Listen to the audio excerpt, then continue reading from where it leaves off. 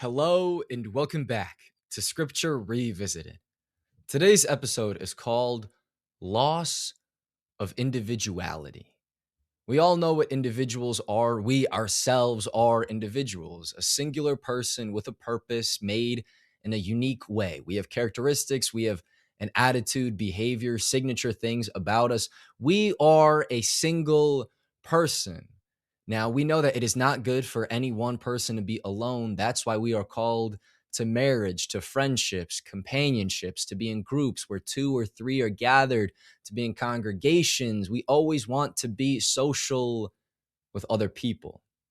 But at the end of the day, these large groups and gatherings are all made up of individuals. We spend a lot of time with other people, but it is when we are by ourselves, when we are alone behind closed doors where no one else can see us, that is the real us. That is the real me. When I'm in a large crowd, I am someone else. When I'm with my friends, I'm someone else. My coworkers see a different side of me. My close relatives see a different side of me. It is when I have no eyes peering that I am my true self. And it is this true self that I have to ask, what makes me up?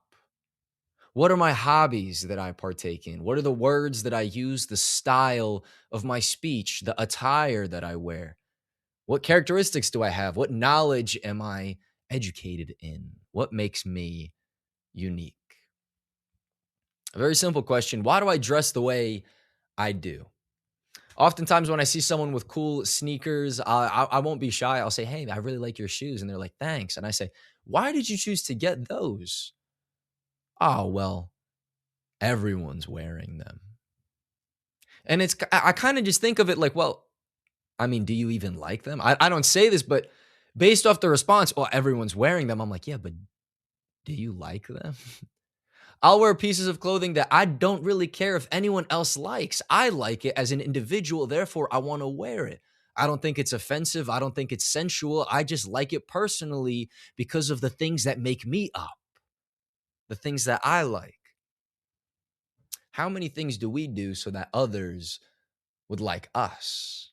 And we blur the lines of our individual identity because we want to fit in with everyone else. Subconsciously, unknowingly, we are always copying those around us. We go to school and we see that there's a certain type of speech that everyone is using. We try to fit in and start using those words. Or we go to a sports game and we're like, well, I don't want to stick out. I'm going to wear a jersey, but let me see whose jersey I should wear. We always want to fit in and look like everyone else. But look, it's normal to mimic good character. It's normal to want to mimic good behavior. We meet someone intelligent. I'm like, well, I aspire to be knowledgeable like you, but we cannot copy them entirely.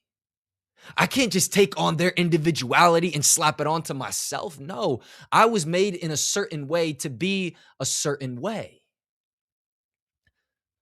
I want to read just a few verses from Psalm 139, verses 14 and 15. I will give thanks to you, this is to God, for I am fearfully and wonderfully made. Wonderful are your works, and my soul knows it very well. My frame was not hidden from you when I was made in secret and intricately woven in the depths of the earth.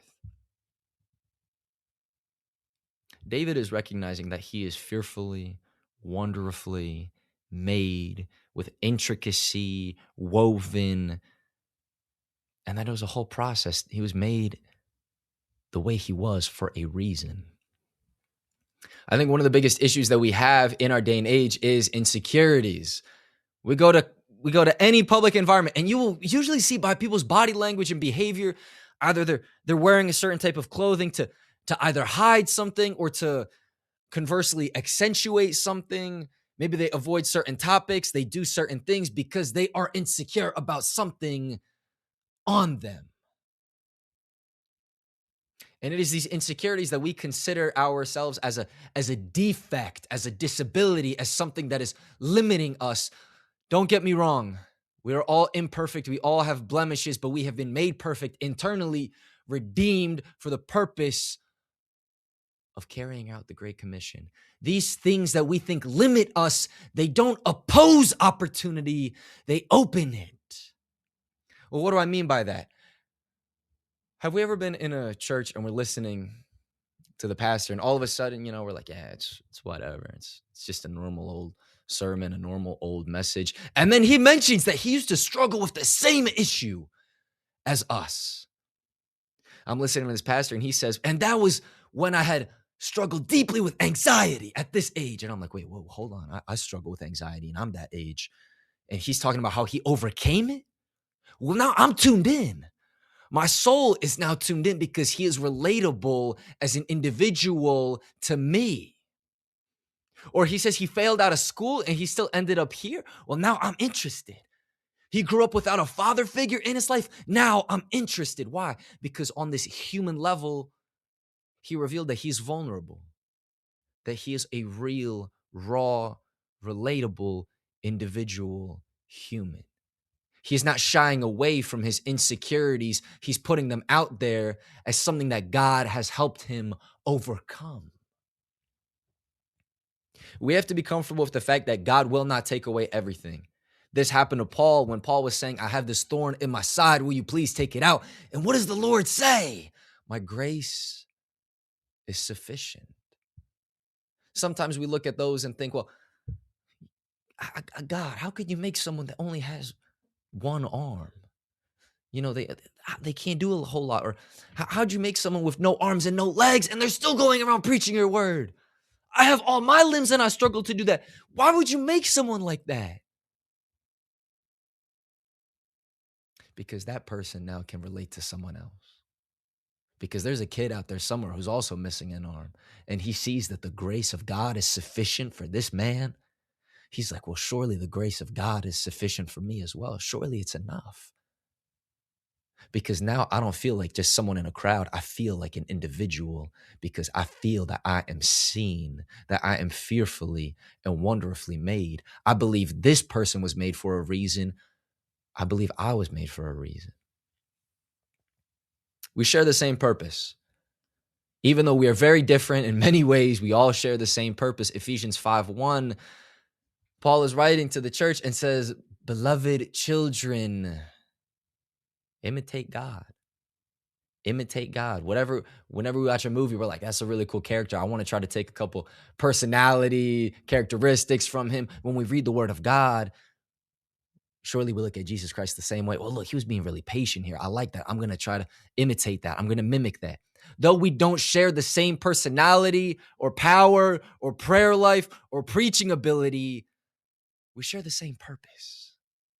It is our individual makeup, the things that make us who we are, that enable us for certain effective audiences. Well, what do I mean by that? Some people we know are loud, others are quiet. Some can be very comical, others very serious. Some preach like a firework, others evangelize like a scented candle. And we're all trying to do the same thing despite our differences. Look at all the preachers that we know and their styles. Whether we've been in a church where someone is like a firework going off here and there, painting a picture with all these colors. And then we've been on TikTok and we see someone's preaching with gentleness and humility. And I'm not dissing on any preaching style. I'm just saying that certain people are more effective at targeting certain audiences because we've been made that way. Perhaps some of us are more tuned for a different audience than others. A scholar will obviously attract more of the academic audience. A pilot will gain the interest of aviators. A former gang member preaching about his story will particularly touch the hearts of those that are considering that path. God gave each and every one of us a story with bumps along the way. It is when we try to shred those bumps out of the picture that we lose the very substance of the story. What is my story without redemption? What is my story without imperfection that God helped me overcome? What is my story without the vileness of sin that God has washed away? I'm not here to preach a fairy tale that everything is perfect and It's all lovey-dovey. I'm here to preach the raw gospel that I was lost, but now I am found. How can I omit all the details and only preach? It's 1 Corinthians chapter 1, verse 18 that is really speaking to my heart here. And it says, "For the word of the cross is foolishness to those who are perishing. But to those of us who are being saved, it is the power of God." I really do believe that before we preach to someone, we have to reach someone. God made me the way I am to better reach those like me. Well, why do I attract certain types of people? Because now I have an advantage. Look, I'm not a scholar. I'm not a pilot. I'm not a former gang member. I'm Lucas. I'm made this way. I talk this way. I look this way. I think this way. I am this way. Why? So that I could get those that are like me. And I'm more effectively tuned to reach them, to gain the trust of them, to relate to them, to present the gospel to them. All those insecurities and issues that with the help of God I overcame, I now have a story to share. Why does that matter? Because if someone is drowning, what happens? There's been instances where as a lifeguard, as a surfer, I've been recruited in a couple of times in my life where they're like, "Hey, we need your help to save someone." So we all paddle out and I'm still on my surfboard and I'll give my surfboard to the guy that's drowning and we're just talking him through it. I'm letting the lifeguards do their thing. I'm just trying to get my board back. And I listen to the dialogue between them. The man that is drowning is freaking out. He's panicking. His life is flashing before his eyes. And the lifeguards are saying, "Look, calm down, man. It happens. What's your name? Everything is going to be okay." They are building a foundation of comfort. Hey, it's going to be okay. You were drowning, but not anymore. You were going to die, but not anymore. We're here. Who are you? And then with all of this, slowly just bringing them into the shore, slowly bringing them in. In order to reach someone, I first have to give them something to grab onto. I have to relate to the individual as another individual. Hey, I'm not above you. Hey, I'm not below you. I'm like you. If we walk up to that man or swim up to that man and we're like, "Hey, you're drowning. You need to swim." They're going to probably look at us and say, "Well," but they're really just trying to say, "Oh, really? Oh, I didn't know that. I need to swim." If we just tell them, "Hey, don't drown," he's going to drown. But if we toss them a life preserver, now he has something to latch onto. He's being saved. Saved through what? By the power of God. Lucas, why are you telling me all of this? Because if I stand on the street and I'm yelling at everyone, "Hey, you are a condemned sinner. You are going to hell," and that's not really giving the people something to grab onto. But if as a level of one person to another, individual to individual, I reach them, I relate to them, I get vulnerable with them, I tell them everything that God helped me overcome, now I can reach them and give them something to grab onto. What are they grabbing onto? My story. Wow. You're telling me you did all that and you were an awful guy and he still loved you?